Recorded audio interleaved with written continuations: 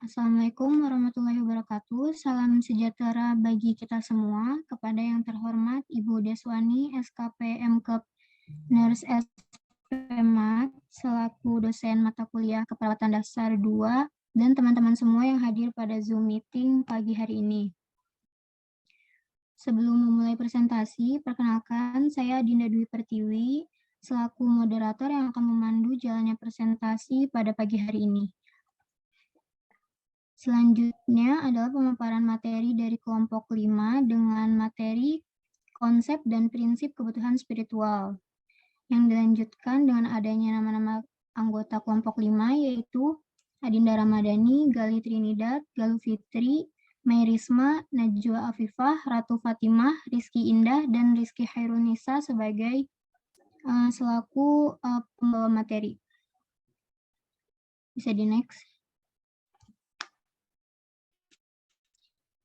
Materi yang akan dipaparkan yaitu spirituality, faktor spiritual, tahap perkembangan spiritual, masalah spiritual, dan kasus dan asuhan keperawatan pada konsep kebutuhan spiritual. Kepada kelompok 5 dipersilakan untuk memaparkan materinya.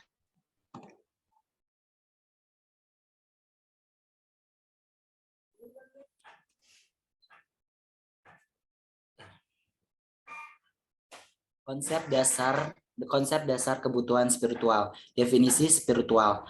Pengertian spiritual adalah konsep kompleks yang unik untuk setiap individu. Itu tergantung pada budaya, perkembangan, pengalaman hidup, kepercayaan, dan gagasan seseorang tentang hidup. Spiritualitas saat ini sering didefinisikan sebagai kesadaran akan diri sendiri dan hubungan dengan makhluk yang lebih tinggi, keseimbangan faktor fisik, fisiologis, sosiologis, budaya, mental dan spiritual. Spiritualitas penting dalam membuat individu mencapai keseimbangan yang dibutuhkan untuk menjaga kesehatan dan kesejahteraan, serta mengatasi penyakit. Penelitian menunjukkan bahwa spiritualitas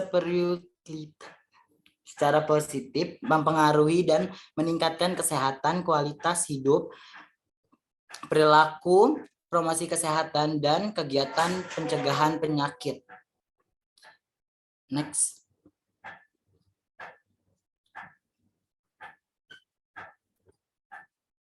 Faktor-faktor spiritual.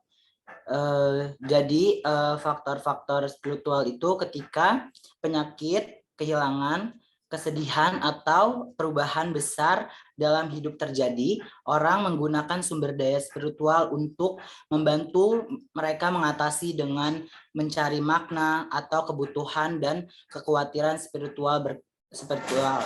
Tekanan spiritual adalah gangguan dalam prinsip kehidupan yang meliputi keseluruhan keberadaan seseorang dan melampaui sifat biologis dan psikologis orang tersebut. Hal ini menyebabkan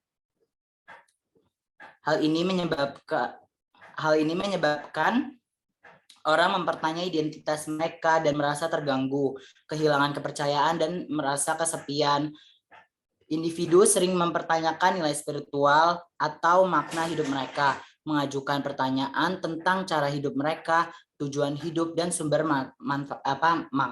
makna. Faktor-faktornya itu yang mempengaruhi itu ada penyakit akut. Penyakit akut yang terjadi secara tiba-tiba dan secara terus-menerus menyebabkan tekanan spiritual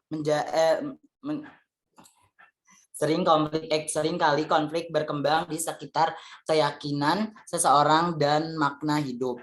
Kemarahan adalah hal biasa, terkadang pasien mengungkapkannya pada Tuhan, keluarga, diri sendiri, dan perawat. Kekuatan spiritualitas pasien mempengaruhi bagaimana pasien mengatasi penyakit yang tiba-tiba dan seberapa cepat pasien menuju kepulihan.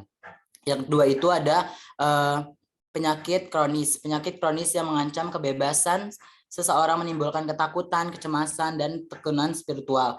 keberdayaan, dan kehilangan pemahaman tujuan hidup mengganggu kemampuan untuk beradaptasi dengan perubahan pada fungsi tubuh seseorang.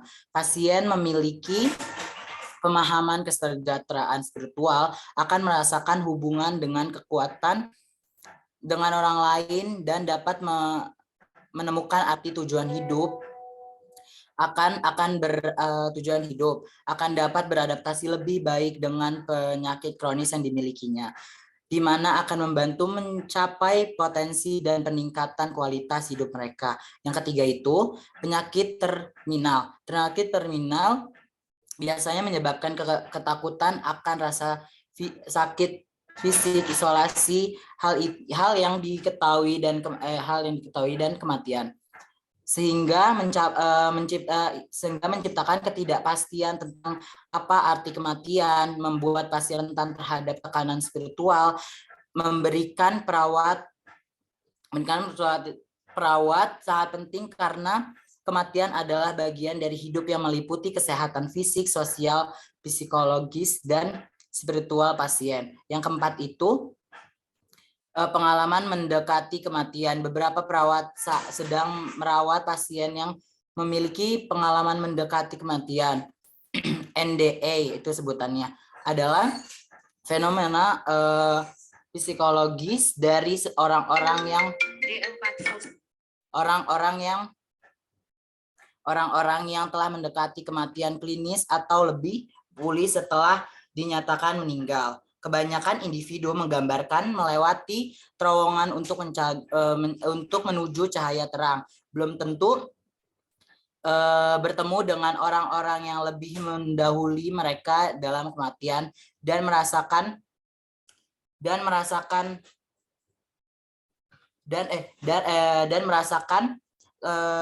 ketenangan dan perdamaian batin. Next.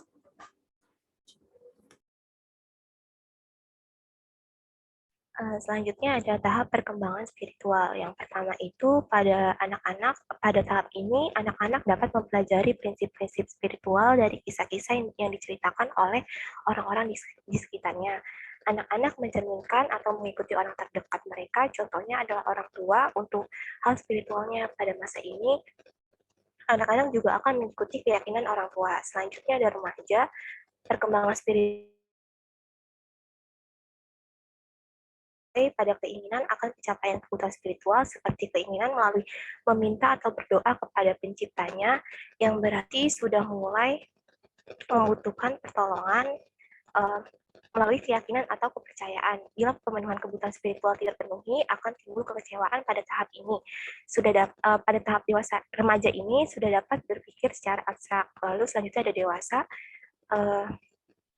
Yang pertama ini ada dewasa muda. Nah, dewasa muda ini mereka memeriksa iman mereka dengan kritis dan memikirkan ulang kepercayaan yang dianut tanpa dipengaruhi oleh lingkungan. Selanjutnya ada dewasa lanjut. Pada dewasa lanjut ini mulai menyadari batas-batas akal. Nah, sudah melewati masa kematangan dan sudah menyadari paradoks atau hal-hal yang bertentangan tetapi tidak dan kontraindikasi atau pertentangan dalam hidup. Nah, dengan adanya penambahan usia pada tahapan untuk mengantisipasi kematian yang mengakibatkan lebih aktif dalam kegiatan keagamaan, mencapai pemahaman dan penerimaan yang lebih dalam mengenai spiritual, serta mendekatkan diri kepada Tuhan. Contohnya itu menghadirkan orang-orang terdekat seperti keluarga atau tokoh agama untuk memenuhi kebutuhan spiritualnya. Selanjutnya,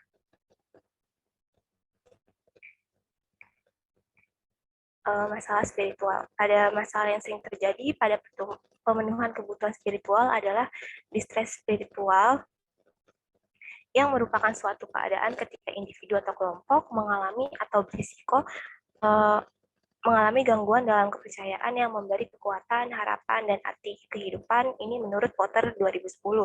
Nah, distress spiritual ini mengacu pada gangguan dalam kepercayaan atas sistem nilai yang memberikan kekuatan, harapan, dan makna hidup.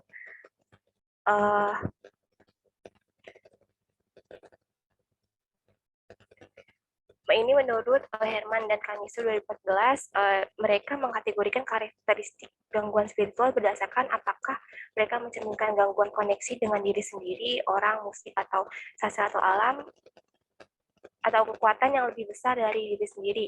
Distress spiritual menyebabkan seseorang merasa ragu, kehilangan keyakinan, dan rasa kesepian atau ditinggalkan. Nah, distress spiritual ini terjadi ketika ada konflik antara keyakinan seseorang dan regimen kesehatan yang ditentukan atau ketidakmampuan untuk mempraktikkan ritual biasanya.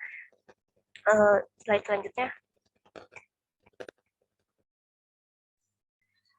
Contoh karakteristik yang menentukan masalah spiritual. Yang pertama ada mengungkapkan kekurangan harapan, makna hidup, penerimaan yang tidak memadai diri sendiri. Yang kedua ada mengungkapkan rasa ditinggalkan atau kemarahan terhadap kekuatan yang lebih besar. Yang ketiga adalah menolak interaksi dengan orang lain. Yang keempat ada menunjukkan perubahan mendadak dalam praktik spiritual. Yang kelima ada meminta atau menolak untuk berinteraksi dengan seseorang pemimpin spiritual. Yang keenam ada tidak tertarik pada alam atau literatur spiritual. Selanjutnya ada pendekatan proses keperawatan dalam memenuhi kebutuhan spiritual. Selanjutnya, jadi yang pertama ada pengkajian. Tujuan pengkajian spiritual adalah untuk mengetahui kebutuhan spiritual pasien, baik institusi masih melakukan anamnesis awal dengan pertanyaan yang berfokus pada kondisi spiritual pasien. Dengan memberikan pertanyaan yang berfokus pada kondisi spiritual pasien seperti apa tradisi keagamaan pasien, apakah ada komunitas keagamaan yang di luar yang perlu dikabari. Terus ada pasien dengan kebutuhan atau praktik spiritual keagamaan pasien. Dalam beberapa kasus, tekanan spiritual diungkapkan dengan kemarahan, depresi, atau menangis. Perawat perlu mengantisipasi hal ini untuk menentukan apakah perawatan spiritual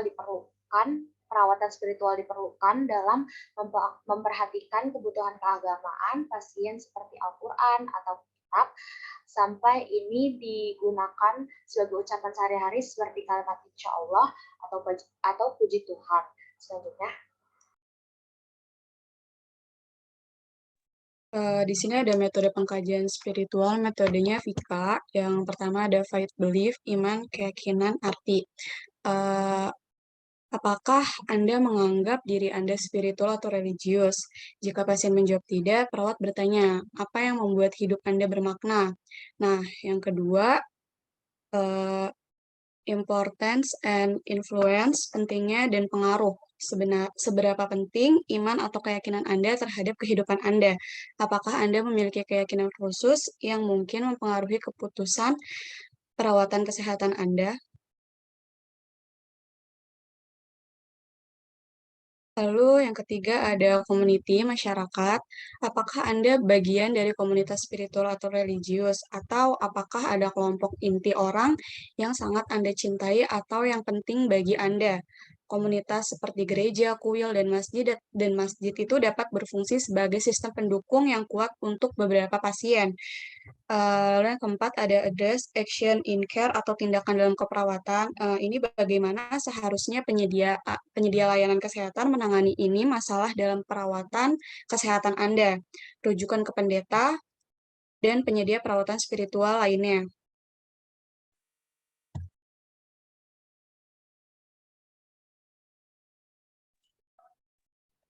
Baik, untuk selanjutnya ini ada diagnosis. Jadi beberapa diagnosa keperawatan ini sangat membantu mengatasi masalah pasien yang berhubungan dengan spiritualitas. Setelah penilaian spiritualitas menyeluruh, perawat dapat menentukan diagnosis keperawatan mana yang paling tepat untuk mengidentifikasi kebutuhan untuk pasien. Jadi di sini ada diagnosa keperawatan kepada pasien kebutuhan spiritual berdasarkan Fundamental of Nursing Active Learning for Collaborative Practice. Yang pertama ini ada distress spiritual yang berhubungan dengan penyakit kronis yang dibuktikan dengan ekspresi keputusasaan dan pernyataan yang menunjukkan kekhawatiran atas ketidakmampuan baru-baru ini. Kemudian yang kedua ada gangguan keagamaan berhubungan dengan penyakit yang dibuktikan mematuhi kebiasaan diet agama, dan ekspresi tekanan emosional atas pembatasan diet khusus. Kemudian yang ketiga ada kesiapan untuk meningkatkan religiusitas yang dibuktikan dengan menolak kebiasaan yang merugikan dan mengupayakan rekonsiliasi dengan anggota keluarga yang sebelumnya tersaing. Kemudian yang keempat ada moral distress terkait konflik budaya antara medis dan keyakinan agama yang dibuktikan dengan ekspresi keprihatinan tentang penolakan oleh umat beragama dan keraguan dalam menerima transfusi darah. Kemudian yang terakhir ada konflik keputusan terkait dengan keyakinan pribadi yang tidak jelas yang dibuktikan dengan mempertanyakan keyakinan pribadi saat membuat keputusan dan pengambilan keputusan yang tertunda selanjutnya.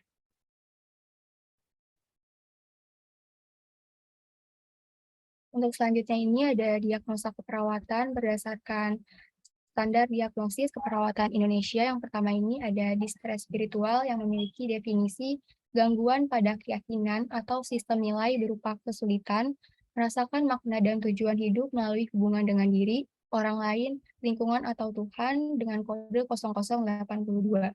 Kemudian yang kedua ada keputusasaan dengan definisi kondisi individu yang memandang adanya keterbatasan atau tidak tersedianya alternatif pemecahan pada masalah yang dihadapi dengan kode D0088. Kemudian yang ketiga ada diagnosa coping tidak efektif yang memiliki definisi ketidakmampuan menilai dan merespon stresor atau ketidakmampuan menggunakan sumber-sumber yang ada untuk mengatasi masalah dengan kode D0096. Kemudian yang terakhir ada risiko distres spiritual yang memiliki definisi beresiko mengalami gangguan keyakinan atau sistem nilai pada individu atau kelompok berupa kekuatan, harapan, dan makna hidup dengan kode D0100 selanjutnya. Baik, selanjutnya yang ketiga perencanaan. Standar perencanaan keperawatan untuk pasien yang menunjukkan kebutuhan spiritual berdasarkan sumber dari Fundamental of Nursing Active Learning for Collaborative Practice. Perencanaan keperawatannya itu label diagnosa keperawatan Nanda 1 dengan pernyataan diagnosa keperawatan. Distres spiritual yang berhubungan dengan penyakit kronis yang dibuktikan dengan ekspresi keputusasaan dan pernyataan yang menunjukkan kekhawatiran atas ketidakmampuan untuk berdoa baru-baru ini. Lalu hasil keperawatan klasifikasi atau NOC, Coping 1302 melaporkan peningkatan kenyamanan psikologis 1300218, lalu klasifikasi intervensi keperawatan atau NIC, peningkatan coping 5230 mendorong kami untuk sumber spiritual jika perlu. Bisa the next. Ya, selanjutnya ada implementasi dan evaluasi. Intervensi perawatan spiritual adalah tindakan yang bertujuan untuk mempromosikan spiritualitas orang lain. Mengenali kebutuhan spiritual dan memberikan intervensi spiritual dapat terjadi secara spontan. Ketika ada perawat yang mengenali isyarat pasien, penting untuk menentukan lebih lanjut apakah pasien membutuhkan bantuan untuk mendorong refleksi, hubungan dengan orang lain, atau ritual iman. Jadi, peran perawat ini untuk mendorong hubungan antara pasien sama perawatnya, dan intervensi yang tepat dapat mencakup menavigasi kebijakan dan prosedur terkait kunjungan dan menilai keluarga dari ketakutan yang pernah ada terkait peralatan dan teknologi medis seperti ventilator atau monitor jantung. Selanjutnya.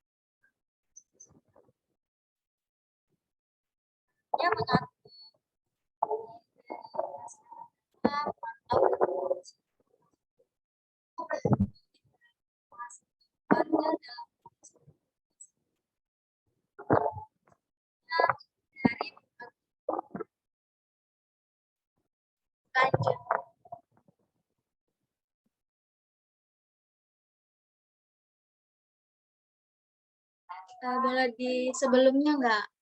Masih belum siap. Selanjutnya mengintegrasikan keluarga ke dalam latihan spiritual sebagaimana semestinya. Selanjutnya juga menghindari berbagai keyakinan pribadi yang bertentangan langsung dengan pasien, rujukan pasien agar pasien terlibat dalam kelompok pendukung atau konseling jika sesuai. Lanjut.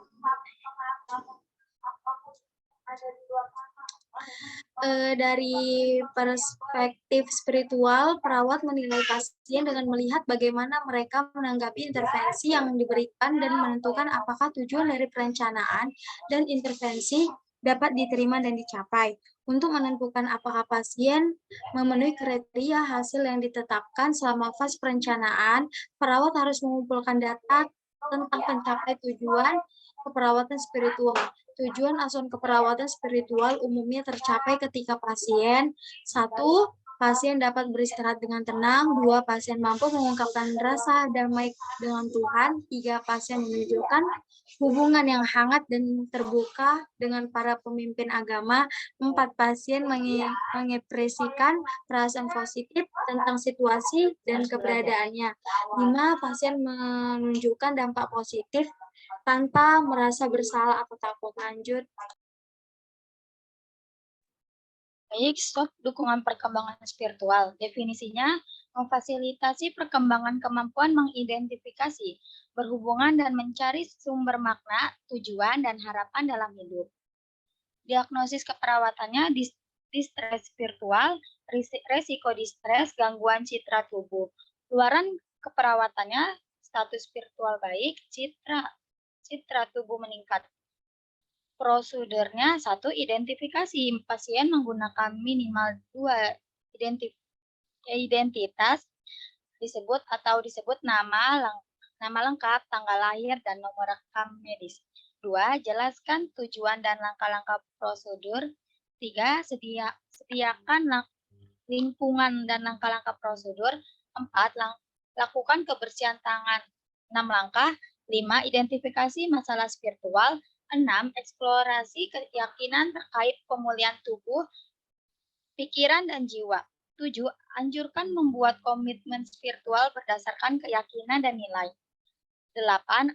Anjurkan berpartisipasi dalam kegiatan ibadah, seperti hari raya, ritual, atau meditasi.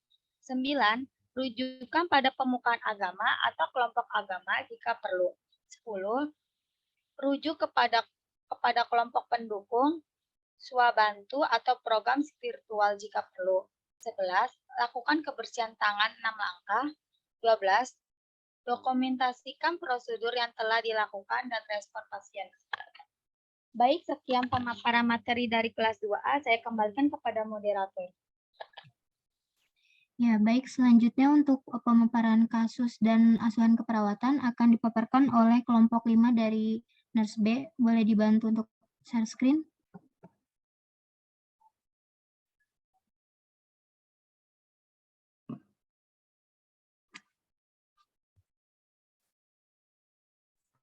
Iya, izin masuk moderator.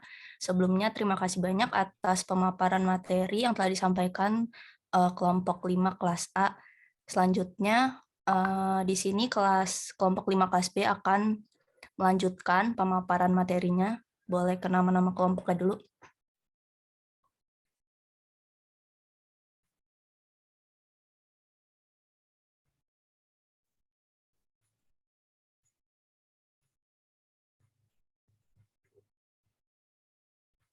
Baik, di sini kelompok 5 terdiri dari yang pertama Amar Gifari Ramadan, kedua Angelita Sabrina Al-Rashid, 3 Nida Frianti, 4 Anissa Nur Yulia, next.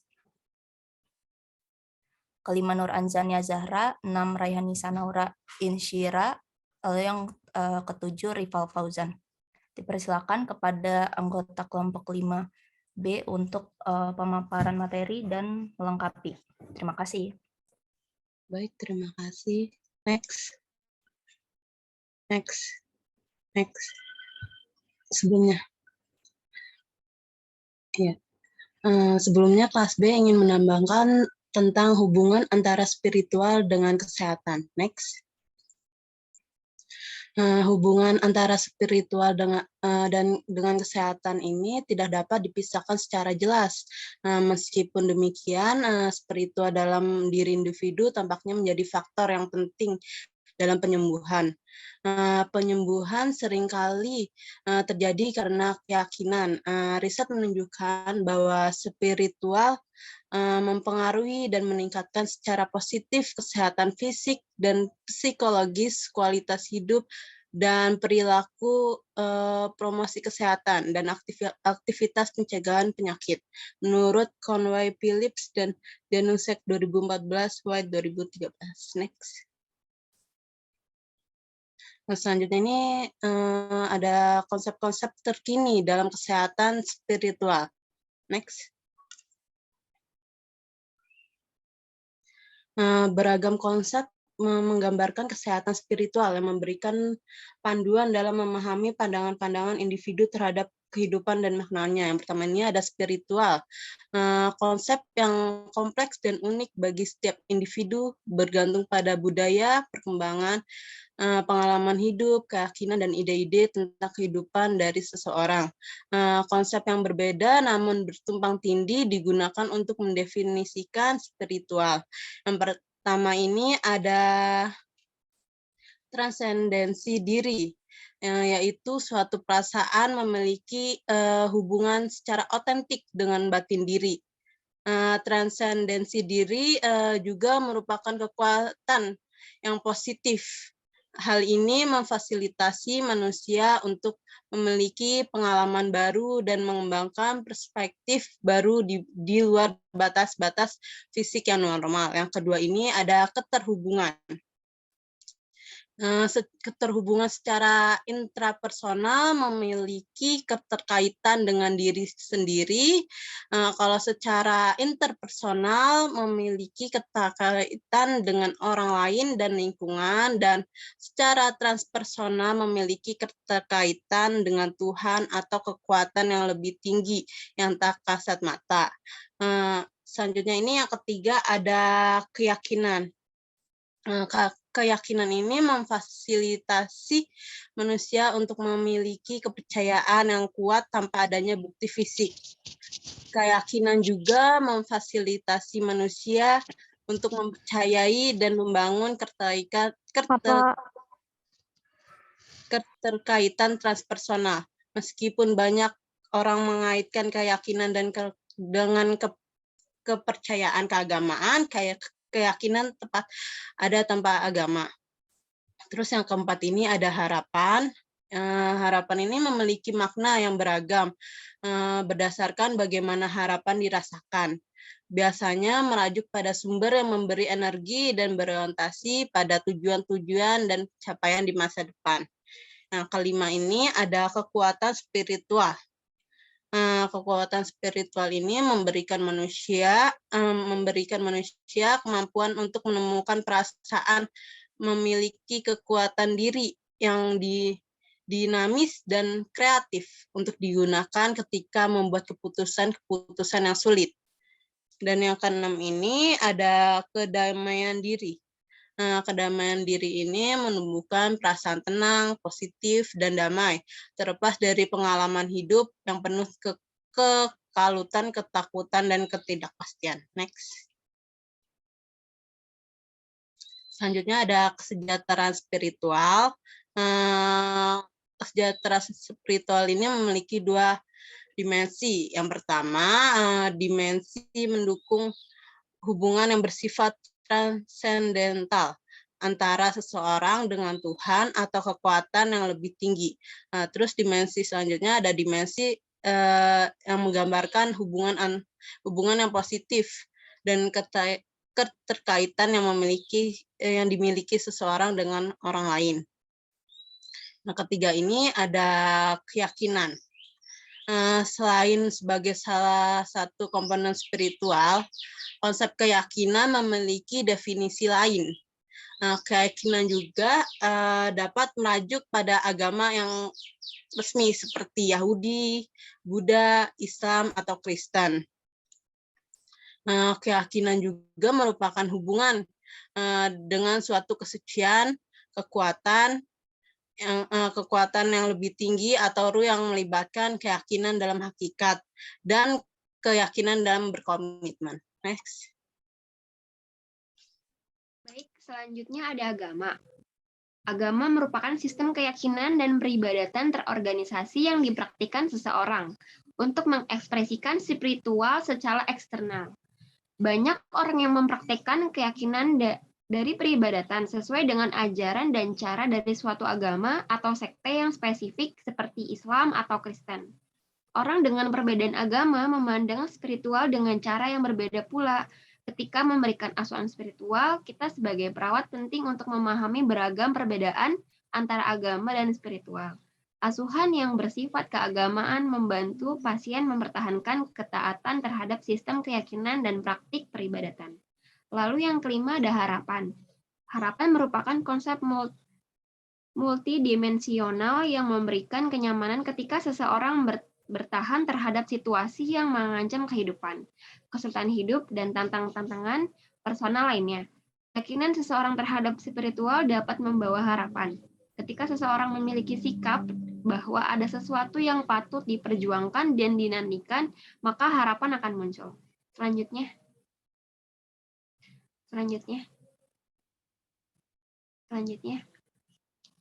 Baik, di sini ada indikator seseorang dikatakan sehat spiritual menurut Cozier. Yang pertama itu ada beriman, yang kedua ada berharap, yang ketiga memiliki makna dan tujuan hidup, yang keempat perasaan damai, yang kelima kemampuan mencintai, yang keenam kemampuan untuk memaafkan, yang ketujuh kemampuan untuk berdoa, yang kedelapan kemampuan untuk ibadah. Selanjutnya memiliki pengalaman spiritual dan melakukan kegiatan ibadah dan membaca. Selanjutnya berpartisipasi dalam meditasi. Selanjutnya berekspresi melalui lagu, berekspresi melalui seni, berekspresi melalui tulisan. Dan keterhubungan dengan diri sendiri. Selanjutnya ada keterhubungan dengan orang lain. Dan yang terakhir dapat berinteraksi dengan orang lain untuk berbagi pikiran dan keyakinan. Selanjutnya.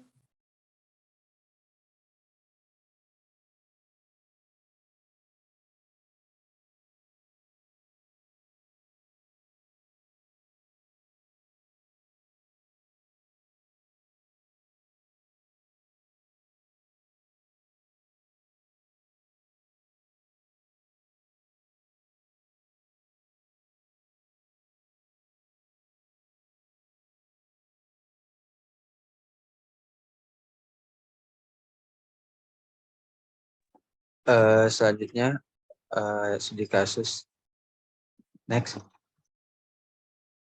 Di sini ada kasus pada tanggal 8 Juni 2022 pukul 9 WIB, pasien yang bernama Tuan Supri berusia 67 tahun mengalami kecelakaan dan dibawa ke rumah sakit Melati. Tuan Supri dengan kondisi fraktur pada jari telunjuk tangan kanannya, agama Islam. Tuan Supri sering mengeluh nyeri seperti ditusuk-tusuk. Pasien tampak menahan nyeri dan meringis saat menggerakkan jari telunjuk tangan kanannya. Pasien tampak gelisah dan tidak dapat tidur pada malam hari karena masih teringat pada istrinya yang sudah meninggal pada umur 62 tahun karena kecelakaan. Tuan Supri sering terlihat termenung, melamun, dan sulit diajak berkomunikasi.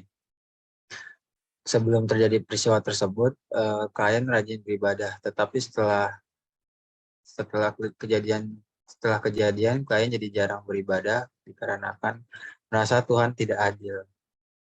Pasien mengeluh sulit untuk menulis dan memegang benda menggunakan tangan kanannya. Setiap kali perawat berkomunikasi dan membahas tentang istri klien, klien selalu menangis dan berkata semua karena salahnya. Saya salah yang membuat istri saya meninggal dunia. Setelah dilakukan pemeriksaan tekanan darah pasien, 180 per 110 mm air raksa, suhu 37 derajat Celcius, nadi 82 kali per menit, dan pernapasan 2 kali 1 per menit. Bila diukur skala nyeri, yaitu 6, dan kesadaran pasiennya yaitu kompos mentis. Selanjutnya. Di sini ada pengkajian keperawatannya, identitas pasiennya yang pertama namanya Tuan Supri, umur 67 tahun, jenis kelamin laki-laki, tempat tinggal Ciracas, Kecamatan Cipayung, status menikah sudah menikah, agamanya Islam, asalnya suku Jawa, pendidikannya SMA. Nomor nomor sakit. Nomornya 17393. Tanggal masuk rumah sakit Pasar Rebonya 8 September 2001. Diagnosa medisnya fraktur pada jari telunjuk tangan kanan. Selanjutnya,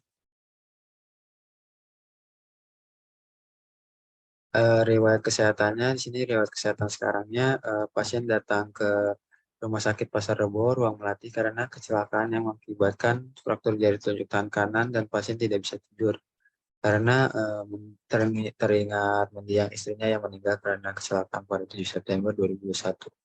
Pasien suka menyalahkan dirinya sebagai penyebab meninggalnya istri dan pasien kesulitan untuk melakukan aktivitas. Riwayat penyakit terdahulunya pasien tidak memiliki riwayat penyakit. Selanjutnya, di sini ada contoh-contoh keluhan utamanya pada pasien. Apakah klien saat ini mempunyai masalah? Pasien suka menyalahkan dirinya sebagai penyebab meninggalnya istri dan pasien kesulitan untuk melakukan aktivitas. Yang B, apakah klien ada keluhan tentang kehidupan beribadah klien? Sebelum sakit itu tidak ada, setelah saat sakit itu klien jarang beribadah karena klien merasa Tuhan itu tidak adil. Lihatnya. Ya, selanjutnya itu ada data fokus, A, data subjektif. Yang pertama itu ada keyakinan dan makna. Menurut klien, arti hidup klien seperti apa sebelum sakit? Sebuah alasan dan motivasi yang kuat yang mendukung untuk menjalani hidup sesuai apa yang dicapai. Saat sakit tidak ada. Yang kedua, menurut klien, apa yang memberi arti hidup klien? Misalnya kejadian, peristiwa, atau pengalaman tertentu yang berkesan atau membuat klien berubah.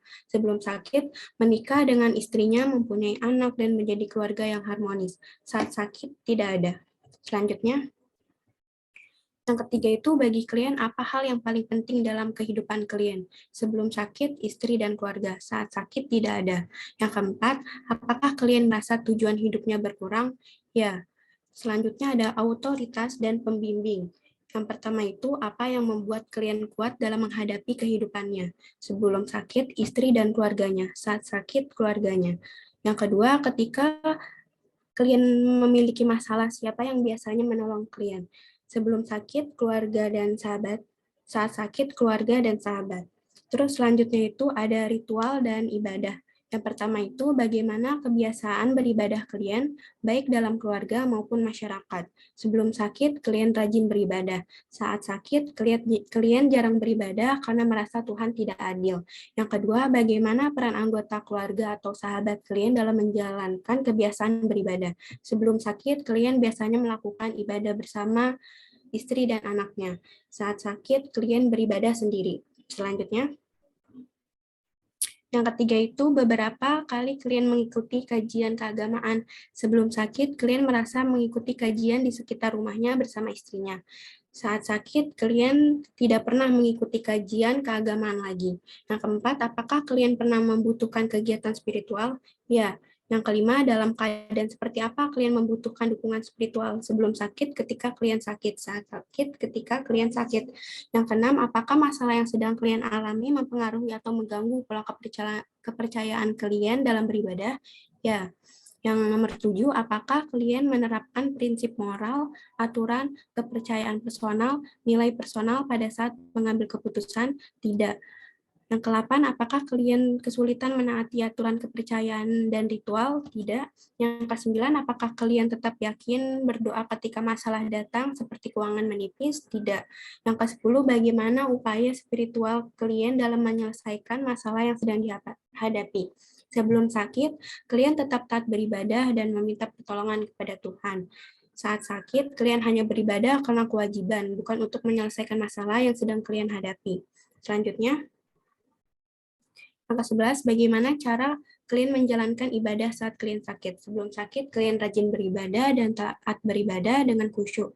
Saat sakit, klien sholat dalam keadaan bersedih dan tidak khusyuk. Yang selanjutnya itu ada dorongan dan pertumbuhan. Yang pertama itu bagaimana kebiasaan beribadah klien sekarang dibanding dulu. Sebelum sakit, klien rajin beribadah. Saat sakit, klien jarang beribadah dikarenakan merasa Tuhan tidak adil? Yang kedua, apakah ada perubahan tentang pandangan kalian mengenai keyakinan dalam beragama pada saat ini dan masa lalu? Ya. Yang selanjutnya itu ada spiritualitas dan kesehatan spiritual. Yang pertama itu hal apa yang memberikan kekuatan saat kalian mengalami masa sulit. Sebelum sakit, istri dan keluarganya yang selalu mendukung kalian. Saat sakit tidak ada. Yang kedua, aspek spiritual apa yang kalian rasakan sangat membantu. Sebelum sakit berdoa, ketika ada masalah, saat sakit tidak ada. Yang ketiga itu masalah spiritual apa yang kalian diskusikan. Sebelum sakit tidak ada, kalian adalah orang yang rajin dan taat beribadah. Saat sakit, kalian tidak ikhlas atas perginya istri dan kalian merasa Tuhan tidak adil. Selanjutnya, kepercayaan, keyakinan, kelompok, dan komunitas. Yang pertama, bagaimana peran keyakinan dan kepercayaan klien dalam membantu beradaptasi dengan kondisi saat ini. Sebelum sakit tidak ada, saat sakit klien tidak percaya akan keyakinan dan kepercayaan seperti dulu karena klien merasa Tuhan tidak adil. Yang kedua, apa yang bisa saya lakukan untuk mendukung kepercayaan dan keyakinan klien sebelum sakit tidak ada, saat sakit menemani agar pasien tidak kesepian dan memberi pengertian tentang kesehatan spiritual. Selanjutnya, keterhubungan. Yang pertama, perasaan apa yang klien rasakan setelah selesai beribadah? Sebelum sakit, klien selalu merasa ada perbedaan jauh lebih baik ketika selesai melakukan ibadah. Saat sakit, klien selalu merasa kurang dan beranggapan tidak ada perbedaan ketika sesudah melakukan ibadah. Selanjutnya, pekerjaan. Yang pertama, apakah pekerjaan klien mengganggu ibadah klien? Sebelum sakit tidak, saat sakit iya. Yang kedua, apakah kondisi tersebut akan meningkatkan atau menurunkan keimanan klien? Ya, jawabannya. Yang ketiga, bagaimana penyakit ini mempengaruhi klien dari segi spiritual di rumah atau di tempat klien bekerja? Sebelum sakit tidak ada, saat sakit, klien menjadi jarang ibadah dan merasa bahwa Tuhan tidak adil. Selanjutnya, di sini ada data objektif. Yang pertama, apakah klien tampak kesepian, depresi, marah, cemas, agitasi, apatis, atau preokupasi? Jawabannya iya. Yang kedua, apakah klien selalu berdoa apabila mendapat masalah? Tidak. Ketiga, apakah klien tampak berdoa sebelum makan? Tidak. 4. Apakah klien tampak membaca kitab suci atau buku keagamaan ketika waktu senggang? Tidak. Apakah klien menyebut Tuhan, doa, rumah ibadah, atau topik keagamaan lainnya? Tidak. Apakah klien pernah minta dikunjungi oleh pemuka agama? Tidak. Apakah klien mengekspresikan rasa takutnya terhadap kematian? Iya. Apakah pemuka agama datang mengunjungi klien? Tidak. Apakah klien membawa kitab suci atau perlengkapan ibadah lainnya? Tidak. Apakah klien menerima kiriman simpati dari unsur keagamaan? Tidak. Apakah klien memakai simbol keagamaan, misalnya memakai jilbab? Itu tidak. Apakah pola beribadah klien? Sebelum sakit, klien rajin dan taat dalam beragama. Saat sakit, klien jarang beribadah karena merasa Tuhan tidak adil. Apakah kebutuhan untuk beribadah klien terpenuhi? Tidak. Apakah klien berserah kepada Tuhannya setelah melakukan pengobatan? Tidak. Selanjutnya, analisa data, nama pasien, umur Tuan Supri, umurnya 67 tahun, ruangan Melati, nomor kamar 9, nomor register 0025, 3447, analisa datanya, DS, pasien berkata bahwa kematian istrinya adalah kesalahannya, terus DO-nya, pasien tampak gelisah dan sulit tidur, pasien sering melamun, termenung, dan sulit diajak berkomunikasi, pasien menangis menceritakan istrinya, terus etiologinya itu kematian orang terdekat, masalahnya distres spiritual. Next. Ada diagnosa keperawatan, nama pasien sama, Supri, 67 tahun, Melati, dengan diagnosa keperawatan, distres spiritual berhubungan dengan kematian orang terdekat, terus tanggal ditemukannya 8 September 2021, tanggal transaksinya belum. Next. Intervensi keperawatannya, diagnosa keperawatan, distres spiritual berhubungan dengan kematian orang terdekat, terus tujuan dan kriteria hasilnya setelah dilakukan intervensi keperawatan selama 3 kali 24 jam, maka verbalisasi perasaan membaik dengan kriteria hasil, verbalisasi perasaan tenang meningkat, dan perilaku marah pada Tuhan menurun. rencana tindakan dukungan spiritual, observasi, identifikasi perasaan khawatir, kesepian, dan ketidakberdayaan, identifikasi pandangan hubungan antara spiritual dan kesehatan, kemudian identifikasi harapan dan kekuatan pasien, rasional tindakannya, observasi. Selanjutnya dibuka sesi tanya jawab kepada teman-teman yang ingin bertanya. Dipersilakan untuk raise hand terlebih dahulu. Dan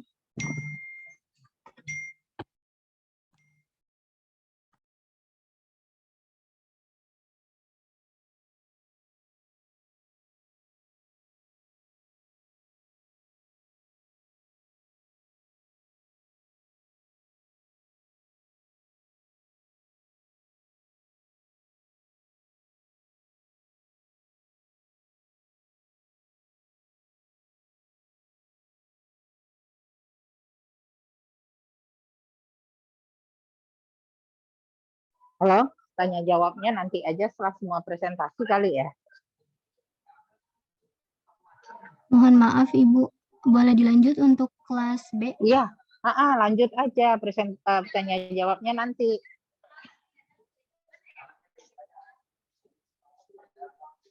Kemudian observasinya mengetahui perasaan pasien, yang kedua mengetahui makna dan tujuan hidup pasien, dan yang terakhir mengetahui harapan pasien, kekuatan pasien. Next.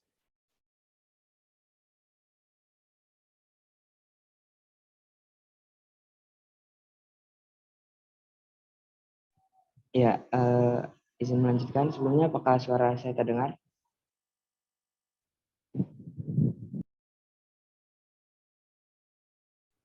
Ya, terdengar, Amar. Oke, baik, izin melanjutkan ya. Di sini ada tujuan dan kriteria hasil.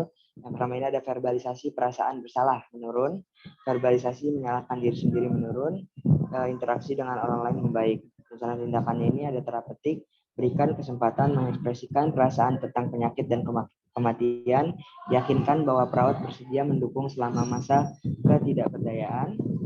Lalu untuk rasional tindakan ini terapeutik, berikan kesempatan mengekspresikan perasaan tentang penyakit dan kematian, lalu yakinkan bahwa perawat bersedia mendukung selama masa ketidakberdayaan.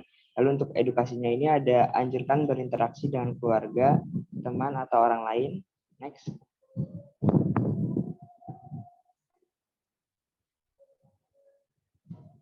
Selanjutnya masih di edukasi, ajarkan metode relaksasi, meditasi, dan imajinasi terbimbing. Lalu untuk kolaborasinya ini, atur kunjungan dengan rohaniawan. Next.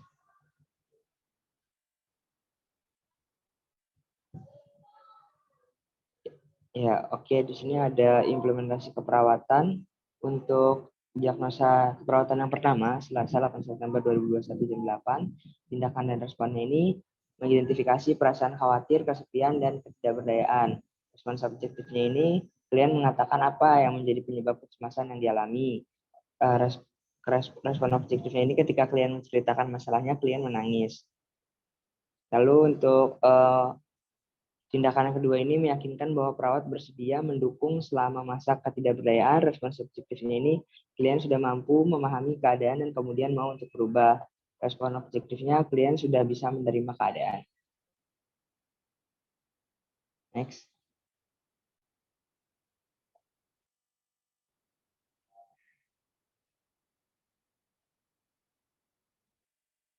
Next.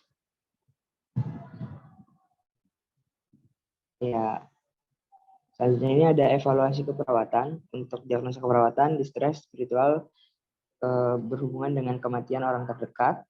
Untuk evaluasinya ini ada subjektifnya, klien mengatakan sudah dapat menerima keadaan, tidak lagi merasa kesepian dan rasa takut dan cemasnya hilang. Objektifnya, klien tampak lebih tenang dan santai.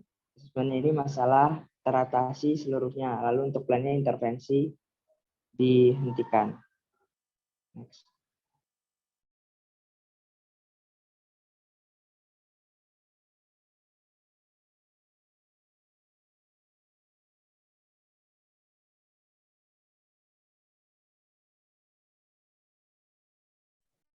Kesimpulan, pemenuhan kebutuhan spiritual setiap individu memiliki cara yang berbeda sesuai dengan usia, jenis kelamin, budaya, agama, dan kepribadian individu. Pada pasien, pasca kecelakaan dapat menyebabkan kecemasan yang berat sehingga sangat membutuhkan perawatan kebutuhan spiritual.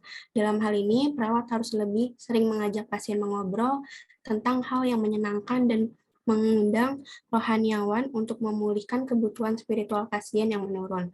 Hasil yang diharapkan adalah kecemasan pasien menurun dan kebutuhan spiritual pasien membaik untuk meningkatkan kehidupan pasien. Selanjutnya, saya serahkan kepada moderator.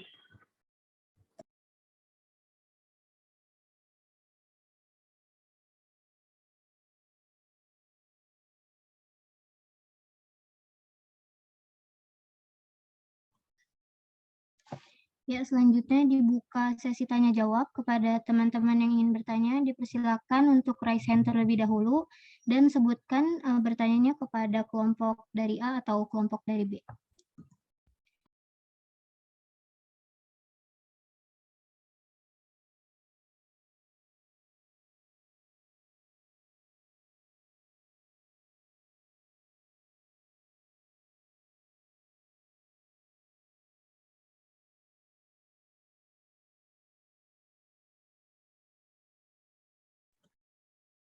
Ya, dipersilakan kepada Salsabila untuk unmute.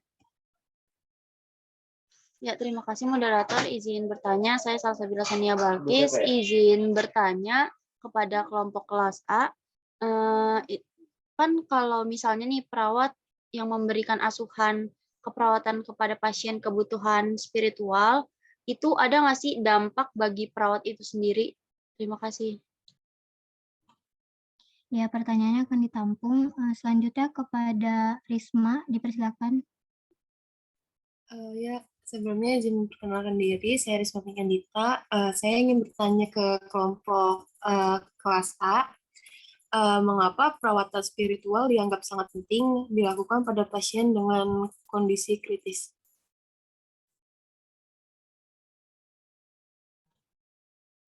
Baik, akan ditampung terlebih dahulu. Dilanjutkan kepada Novia, dipersilahkan.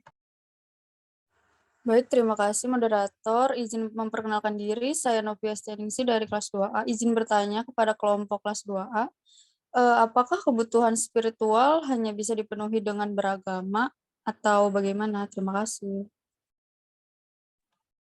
Baik, akan ditampung terlebih dahulu.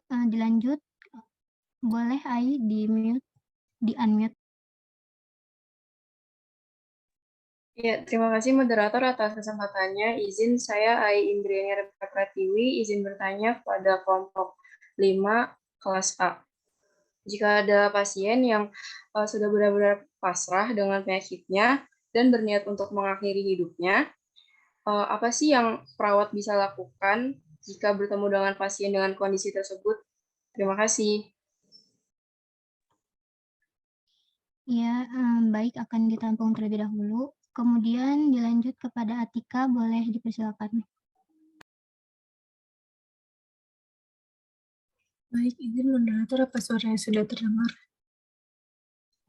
Ya, sudah terdengar. Baik, saya Tiasa Mandaulia dari kelas 2B, perwakilan kelompok 4, ingin bertanya pada kelompok kelas B. Kan spiritual dan agama pasien itu kan berbeda-beda ya setiap orangnya. Nah, mungkin aja bakal ada hambatan gitu nggak sih dalam keseluruhan keperawatannya? Terus kalau ada apa hambatannya dan kayak apa namanya? Cara mengatasinya itu gimana? Perawat mengatasinya itu kayak gimana? Terima kasih. Baik, akan ditampung terlebih dahulu. Dilanjut, boleh Ridal. Baiknya izin masuk moderator. Saya Ridal Fajri dari kelompok 3B, izin bertanya pada kelompok tadi. Nah, tadi kan dijelaskan kan tentang spiritual. Nah, spiritual dalam diri individu itu kan tampaknya menjadi sebuah faktor yang penting gitu dalam penyembuhannya. Nah, mengapa itu bisa berpengaruh gitu dan memberi peluang besar bagi penyembuhan pasiennya gitu. Terima kasih. Baik, selanjutnya kepada Aisyah, dipersilakan. Ya, baik, terima kasih sebelumnya kepada moderator. Perkenalkan, saya Aisyah Iningrum dari 2B, perwakilan kelompok 1, ingin bertanya kepada kelompok 5B. Jadi kan spiritual itu kan berhubungan dengan agama ya. Nah, banyak di zaman sekarang tuh orang yang beragama tapi tuh nggak paham agamanya sendiri tuh kayak apa. Bahkan ada juga yang nggak mempunyai agama gitu. Lalu apakah kebutuhan spiritual mereka itu bisa dapat terpenuhi oleh kasus seperti itu, dan apakah kebutuhan spiritual itu hanya bisa dipenuhi dengan orang yang beragama saja? Gitu. Terima kasih. Baik, apakah teman-teman yang lain ada yang ingin ditanyakan kembali? Mungkin cukup kepada kelompok baik kelas A maupun kelas B, dipersilakan untuk menjawab pertanyaan yang sudah ditanyakan.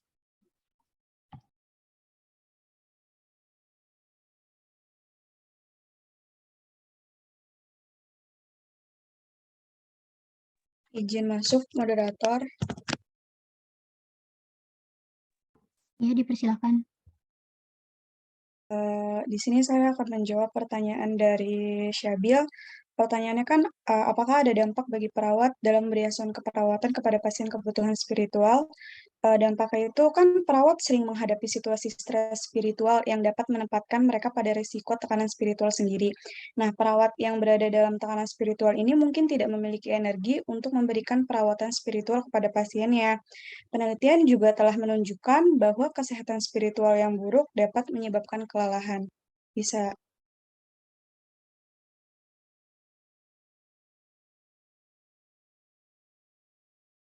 Izin masuk, Mat. Ya, dipersilakan. Izin menambahkan jawaban dari Merisma untuk pertanyaan dari Shell Syabila. Jadi untuk tambahannya itu, jadi dalam memberikan perawatan spiritual ini kan sering terjadi dalam kondisi di mana ada kondisi yang menyedihkan seperti pasien yang memiliki penyakit terminal, contohnya itu kayak kanker, sehingga terjadi distres spiritual karena merasa putus asa akan hidupnya. Nah, itu dapat mempengaruhi tekanan dari spiritual perawat dan akan menyebabkan ketidakmampuan untuk memberikan perawatan spiritual di masa depan atau di masa yang akan datang. Nah, penelitian secara konsisten juga menunjukkan bahwa orang yang mengalami tekanan spiritual ini akan mengalami kesulitan dalam memberikan perawatan spiritual. Jadi, oleh karena itu, perawat ini perlu memperhatikan kesehatan spiritual mereka sendiri untuk memberikan perawatan spiritual agar tidak terjadi risiko tekanan spiritual pada perawat itu sendiri. Apakah bisa diterima, Syalsabila, tambahannya? Baik, terima kasih Adinda Ramadhani dan Merisma atas jawabannya sudah jelas. Terima kasih.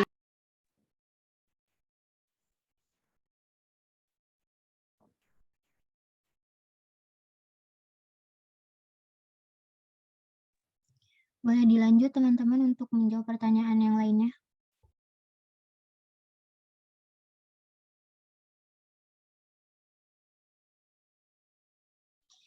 Iya, Amar, dipersilakan. Ya, baik. Sebelumnya, mohon maaf ya moderator, saya tidak bisa menyalakan kamera karena jaringan kurang stabil. Izin untuk menjawab ya pertanyaan dari Aisyah. Pertanyaannya itu spiritual berhubungan dengan agama. Banyak orang di zaman sekarang beragama namun tidak mengerti agama, bahkan ada yang tidak memiliki agama. Lalu apakah kebutuhan spiritual mereka bisa terpenuhi dan apakah kebutuhan spiritual itu hanya bisa dipenuhi dengan beragama? Jawabannya menurut kelompok kami, kebutuhan spiritual ini tidak hanya bisa dipenuhi dengan beragama, bahkan kita bisa mendalami spiritualitas ini tanpa menjadi penganut dari agama apapun. Pemaknaan bisa dilakukan dengan observasi dari pengalaman-pengalaman hidup yang telah dialami oleh orang tersebut atau mengambil dari berbagai pemahaman yang ditemukan dalam tatanan sosial masyarakat orang tersebut. Sesuatu ini dapat diinterpretasikan sebagai apapun, tiap orang akan menginterpretasikan berbeda sesuai pengalamannya masing-masing.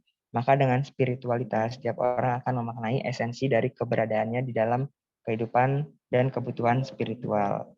Seperti itu, Aisyah. Bagaimana? Apakah terjawab? Iya, terima kasih, Amar. Iya, sama-sama. Izin masuk moderator. Ya, dipersilakan Indah. Mohon maaf dikarenakan on-cam karena jaringan ya. Di sini saya izin menjawab pertanyaan dari Risma Pinkan Gita dengan pertanyaan mengapa perawatan spiritual dianggap sangat penting dilakukan pada pasien dengan kondisi kritis.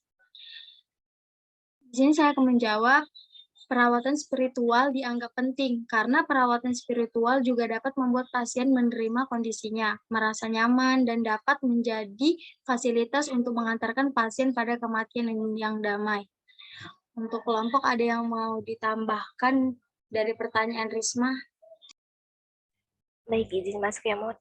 Saya Rizky Nisa dari kelompok 5 kelas 2A, izin menambahkan jawaban untuk pertanyaan dari Risma. Jadi pada pasien dengan kondisi kritis ini umumnya kan mereka terintubasi ya dan tidak sadarkan diri. Nah, kondisi ini itu tentunya berdampak pada psikologi, sosial maupun spiritual pasien. Nah, sering juga kondisi ini tuh menimbulkan ketidakberdayaan dan keputusasaan pada pasien yang pada akhirnya pasien ini berada dalam kondisi distress spiritual di mana pasien sudah tidak lagi percaya sama Tuhan, tidak lagi melakukan ibadah, dan juga hilang pengharapan terhadap Tuhan. Maka dari itu, perawat dapat memberikan intervensi kepada pasien, mulai dari mendengar seluruh keluh kesah pasien, memfasilitasi pasien untuk melakukan ibadah sesuai agama yang dianutnya, dan tentunya perawat juga bisa mendatangkan pemuka agama untuk memberikan perawatan spiritual bagi pasien. Sekiranya seperti itu, tambahan dari saya apakah dapat diterima, Risma? Baik, terima kasih. Izin masuk, moderator. Ya, dipersilahkan. Saya ingin menjawab pertanyaan Novia Setianingsi. Apakah pertanyaannya, apakah kebutuhan spiritual hanya bisa dipenuhi dengan beragama?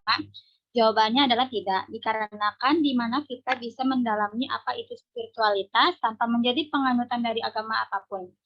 Dengan pemaknaan bisa dilakukan dengan observasi dari pengalaman-pengalaman hidup yang telah dialami oleh diri kita sendiri, atau mengambil dari berbagai pemahaman yang ditemukan dalam tatapan sosial masyarakat dan melakukan pendalaman spiritual dari kita sendiri untuk menantakan akar dari keberadaan konektivitas diri terdapat suatu diri sendiri.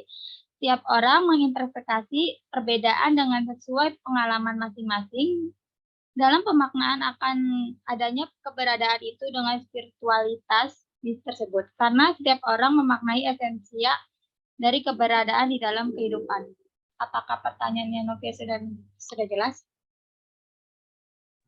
Cukup jelas, terima kasih Ratu. Izin masuk moderator. Ya, izin sebelumnya, mohon maaf. Untuk teman-teman yang bertanya tadi bisa dikirim lagi lewat chat room biar kita bisa lihat sama-sama. Ya, dipersilahkan untuk Anissa. Baik, terima kasih moderator. Izin menjawab pertanyaan dari Atika. Nah, pertanyaannya, spiritual dan agama pasien itu kan berbeda-beda. Tentu saja ada hambatan dalam asuhan keperawatannya. Lalu apa saja hambatan dan bagaimana perawat mengatasinya?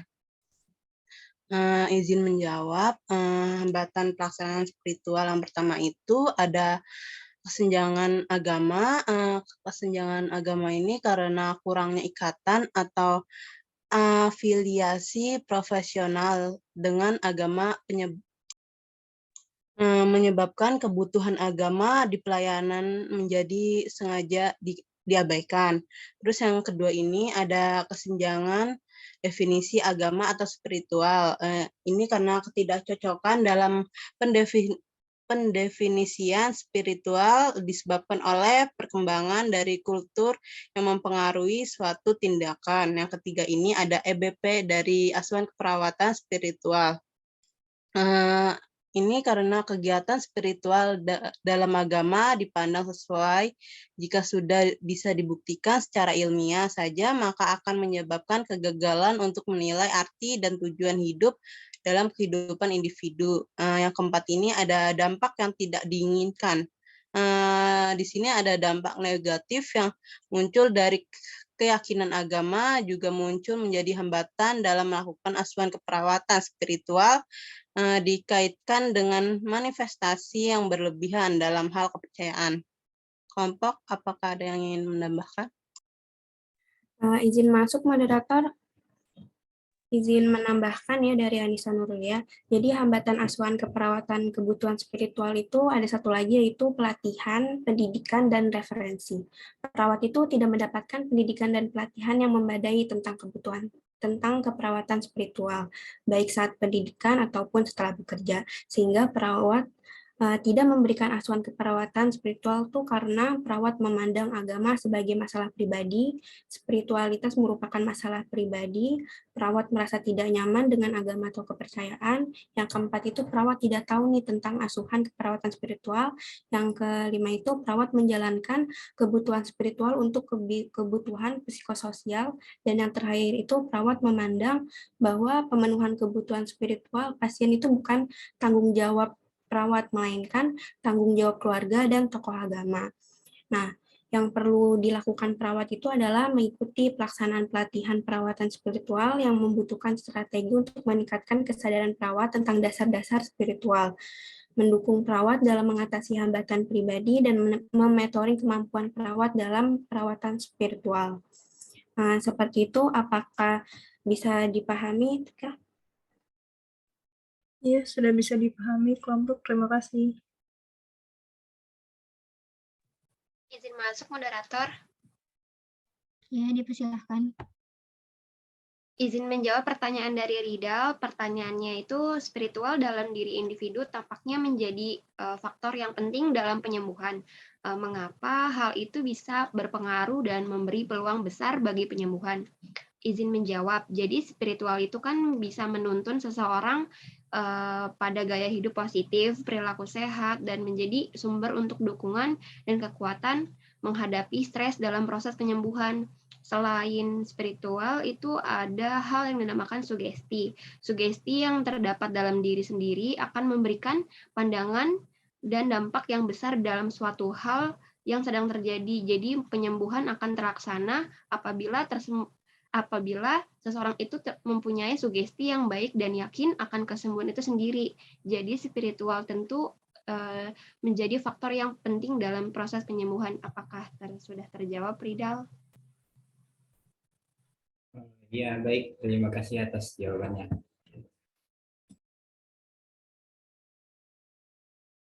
Izin masuk, moderator. Ya, Galuh, dipersilahkan. Ya, baik. Terima kasih. Saya Galuh Fitri dari kelompok 5A. Izin menjawab pertanyaan dari AI. Yang pertanyaannya itu, jika ada pasien yang sudah benar-benar pasrah dengan penyakitnya dan berniat untuk mengakhiri hidupnya, apa yang perawat lakukan jika bertemu dengan pasien dengan kondisi itu? Jawabannya yaitu perawat akan meyakinkan pasien dengan meyakinkan bahwa pasien bisa sembuh dan Tuhan memiliki rencana yang indah di kemudian hari. Namun, jika memang dukungan dari perawat belum cukup atau masih kurang, perawat bisa berkolaborasi dengan tokoh agama dan atau mungkin dengan psikiater untuk membantu meningkatkan semangat hidup pasien tersebut. Apakah pertanyaannya sudah terjawab, Ai? Ya, sudah cukup terjawab. Terima kasih, Galuh. Ya, terima kasih kembali.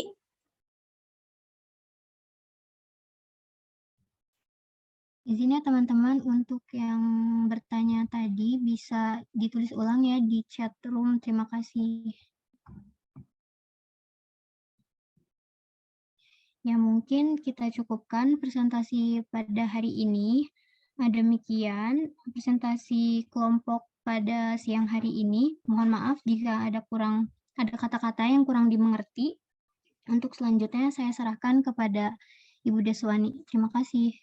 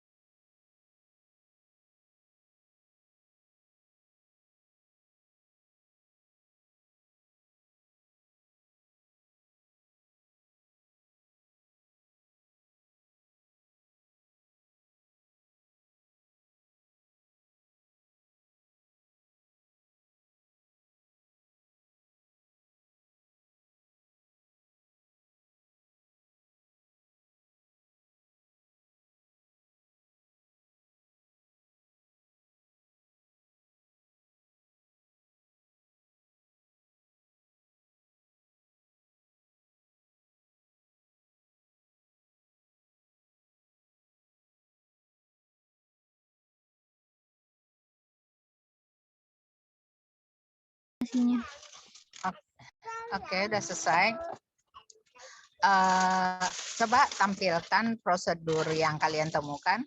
Coba tampilkan prosedurnya apa? SOP-nya apa? Boleh dibantu teman-teman untuk share screen.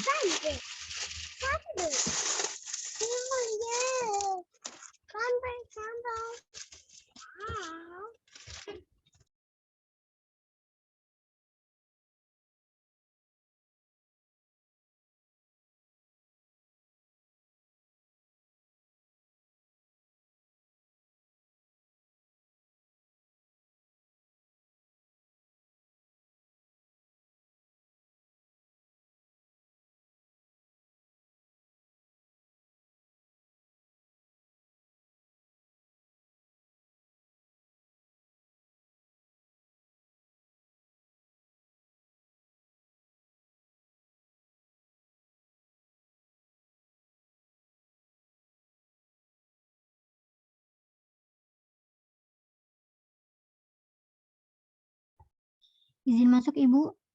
Sudah ditampilkan. Ya, bentar ya. Baik, Ibu. Dukungan perkembangan spiritual, definisinya, prosedurnya. Oke, ini dari SOP PPNI. Halo? Untuk kelompok boleh bantu dijawab.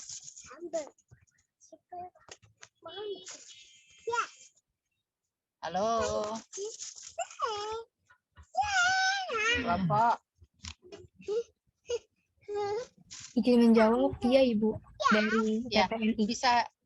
bisa dibuat dalam bentuk SOP enggak? Kalau ini kan di PPT ya. Di laporan bentuknya SOP enggak di makalah?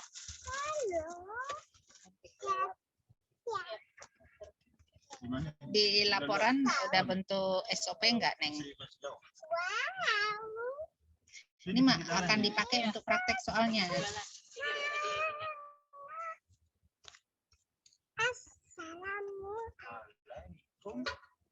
Halo? Oh, nggak ada yang bisa jawab ya? Coba SOP yang lainnya. SOP yang lainnya. Naikin lagi.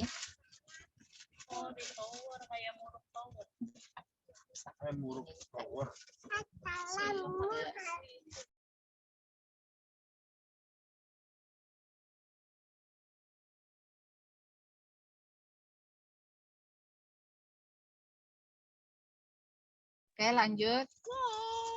Lanjut, ada lagi. Jadi berapa SOP nih? Untuk spiritual berapa SOP yang kalian tampilkan?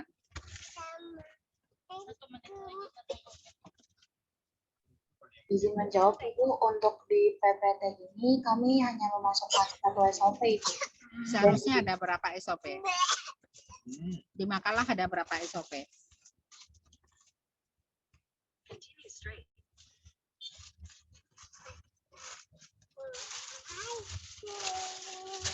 Karena setahu ibu udah buka soalnya SOP PPNI ada beberapa. Nah, yang kalian angkat di apa? Di makalah kalian berapa SOP?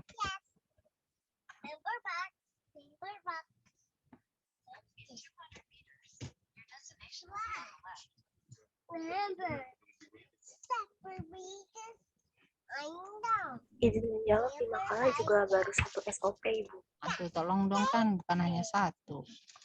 SOP-nya diambil semua SOP yang terkait dengan spiritual. Kalau aplikasi ke kasus mungkin hanya 1, tapi kalau secara konseptual ada berapa gitu, ditambahkan ya. Halo? Jadi nanti untuk Ya, apa? Untuk ini nanti bisa digunakan untuk kalian praktek nanti ya, karena belum tentu mereka hanya pada 1 diagnosa itu aja bisa diagnosa yang lain. Jadi jelas ya, untuk kelompok tinggal menambahkan aja SOP-nya. Secara keseluruhan sudah sesuai. Jadi Ibu rasa udah cukup untuk kelompok 2A dan 2B. Screenshot udah. Nah, Ibu rasa udah cukup ya. Oke, dengan demikian kita akhiri pertemuan hari ini. Ini sudah bagus apa yang disampaikan, cuman tinggal menambahkan dari materi dari kedua kelompok ini. Ya, oke, silakan moderator, Ibu Rasa cukup.